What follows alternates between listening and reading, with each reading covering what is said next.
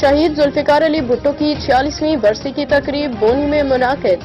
اپر چترال سے fast news 96 کے bureau chief Shabbir Ahmad کی رپورٹ۔ بونی پاکستان پیپلز پارٹی پی پی اپر چترال کے زیر اہتمام شہید ذوالفقار علی بھٹو کی 46ویں برسی انتہائی عقیدت و احترام کے ساتھ جنیپر ہوٹل بونی میں منائی گئی۔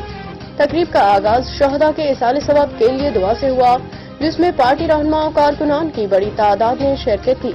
اس موقع پہ مقررین نے ذوالفقار علی بھٹو کو زبردست خراج تحسین پیش کیا، ان کی خدمات کو سراہا۔ رہنماؤں کا کہنا تھا کہ بھٹو نے پاکستان کو ایک نیا سیاسی، اقتصادی، سفارتی ویژن دیا اور ہمیشہ پسے ہوئے طبقے کے حقوق کی آواز بلند کی۔